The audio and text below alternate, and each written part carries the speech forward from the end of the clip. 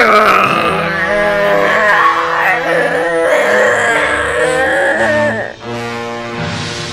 talk about Godzilla.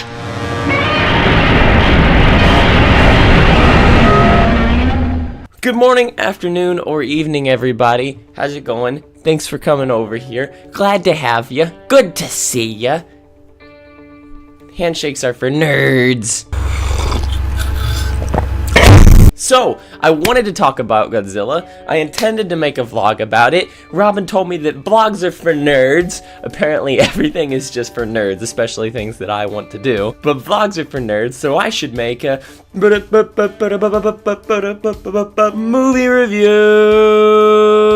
So anyways, I guess I'm doing a movie review now. I have no idea how to format or proceed on with a movie review, so you're gonna get Jake's version of it today, which I suppose is exactly what you intended on whenever you clicked on this video. But I'm pretty sure to make a movie review I need to look a little bit more pretentious than I do right now, so let's go! Shin Godzilla, in its most basic regard, was a phenomenal movie. If you don't know anything about Shin Godzilla or what I'm talking about, Shin Godzilla is the most recent entry in the Japanese Godzilla film franchise produced by Toho.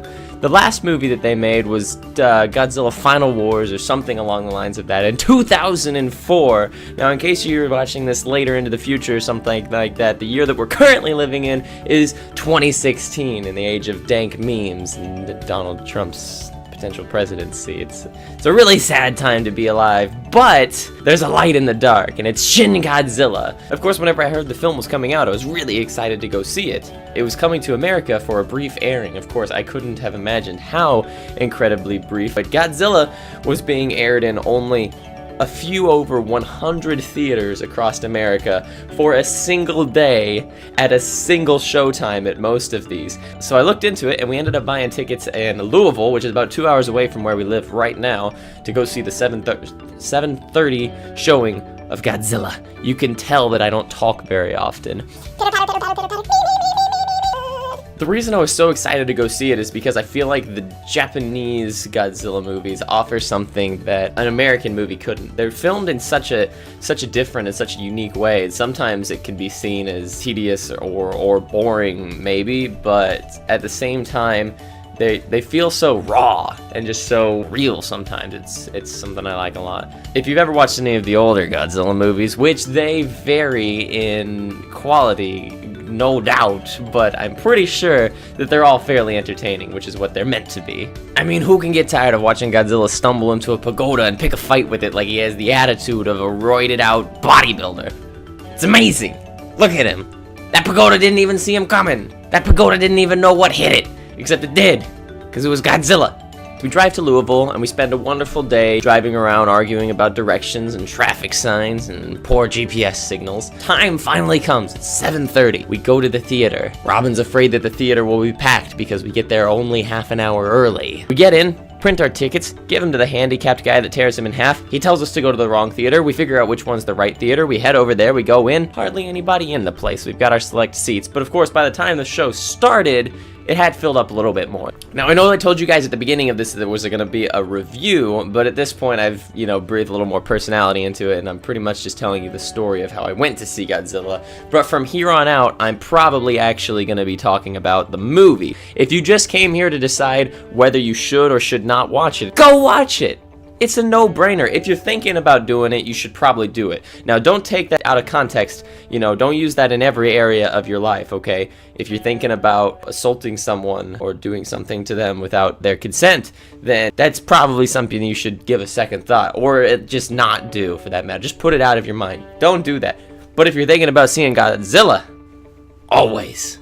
So after all of the terrible progressive commercials and other advertisements, the lights finally dim in the theater, and we see that beautiful Toho logo flash up on the screen. You know the one I'm talking about, the one with the rainbow kanji that's from like the 1960s but looks like it's from like the 1920s. The movie kicks off to an exciting start, which is good. All of the movies that have been done in the Godzilla series before have built upon the first movie, as in they've introduced new monsters, they've been about other monsters, they've had other monsters fight Godzilla. Godzilla's been a good guy, Godzilla's fought aliens, Godzilla's fought robots, Godzilla's fought giant people, whatever it is. This movie goes back to its roots, and it's basically a reboot, if you want to call it a reinvention, because Godzilla's presented differently in this movie than he has been in the past. But it's really cool because it focuses primarily on him, that raw, original, chaotic neutral Godzilla, where he's just stomping around, being kind of a burden, you know, destroying the livelihoods of millions of people and forcing them out of their homes. Oh, shame on you, Godzilla, shame. There's a lot of humanity in the movie as far as fear and anger and sacrifice go from the people that are trying to deal with this situation the best that they possibly can. And ultimately, the structure of the movie after a while becomes damned if we do, damned if we don't. And it's basically the Japanese government and politicians and military dealing with the issue of, what do we do? Do we let Godzilla stomp, you know, rampantly throughout the city, freely destroying everything at his will? Or do we attempt to destroy Godzilla and potentially cause more collateral damage than even Godzilla could cause? Everybody starts to get their shit together at this point and realize that if a giant creature comes back out of the sea, they need to have a response. And what else to use to combat Godzilla except for geeks and nerds and social outcasts, which is exactly what they do. I think that the movie was really enveloping. I think if there's anything that's a testament to that, there was a point that I was watching it where it had me so on edge that I was like leaned into it and my mouth was gaped open at one point. Every time that all the characters in the movie like sit back in their chair and like I'm just like it was a ride. It was a ride and a half. But the fact that the movie garnered that reaction from me, I think is just really cool, and it just goes to show that it really created a sense of tension and urgency. That's what a monster movie is at heart, is that feeling like what would happen, you know? And I think it captured that really well.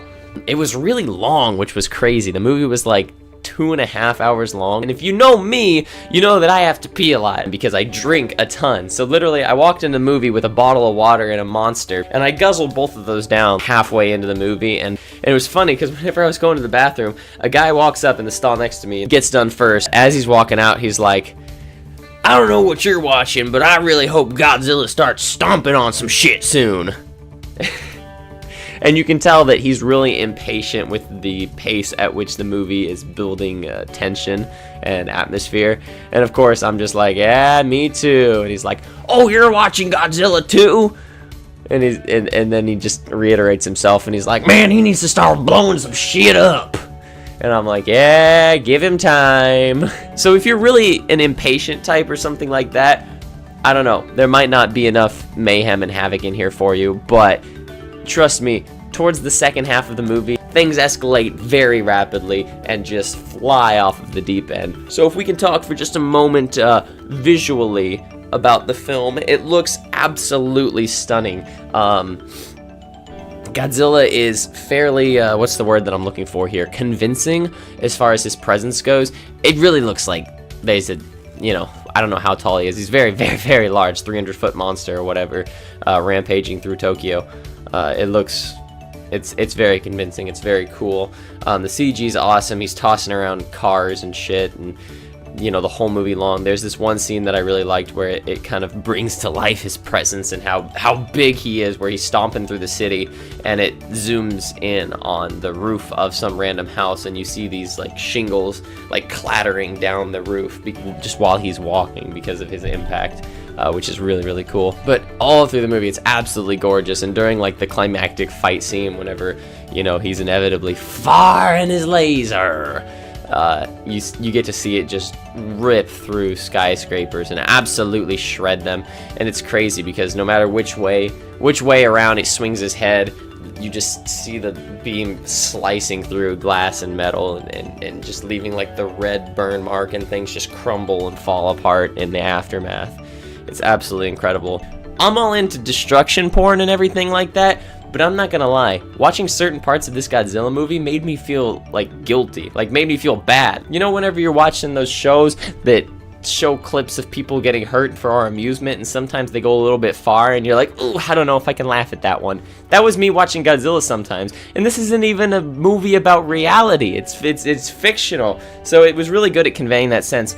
And I think the reason that it was so good at that is because we got to see the view from the people a lot. Whether it was from the streets and people recording on their cell phones and running away, and police and firefighters trying to evacuate people, or if it was from the view of the politicians and the scientists trying to, you know, save their people and like watching them struggle on how to solve this crisis without hurting their people. It gave a great sense of humanity.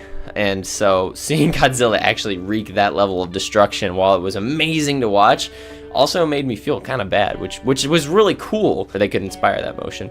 And another thing that made it really cool, I would say, is the soundtrack. If I can try and cover all my bases of a hashtag professional movie critic here, the soundtrack was great. And a lot of times it was funny because Robin pointed it out before I noticed, and she's like, listen to the music. And we've watched a lot of old Godzilla films recently, and what was really cool is they brought that back. There were some musical scores that were in the movie that were from like the original Godzilla. Just these like just the retro like horror movie Godzilla music. But it worked really well. It tied really well into this. She would lean over to me sometimes. She'd be like, all I can see is rubber suit Derbzilla in black and white right now. Because you would hear that. That's the only thing that came back to mind. But they still worked really well even now. I have no idea how to make a movie review, but I thought this would be really fun. I want to branch out in my content and what I'm making. Go watch the movie. It's going to be great. Tell me if you want me to make more of these, and I might work on my structure for these. I hope that regardless you could enjoy this. I'll continue to get better if I ever do another one of these random movie reviews. But also, I really just wanted to tell you guys to go watch the movie. That's the main reason that I wanted to make this, because I want you to go watch the damn thing. It should be awesome. Take your friends, take your family, take your mom and your girlfriend and your dog. Take yourself and a soda. Just go watch it. Watch it. If you want to see more stuff about Godzilla, come over to my channel on Twitch where I play video games. I'm going to be playing Godzilla Destroy All Monsters Melee during the coming days or weeks or whatever. This is one of my favorite games from the GameCube from a long time ago. You get to play as Godzilla and a huge cast of other monsters, and it should be a lot of fun. In the meantime...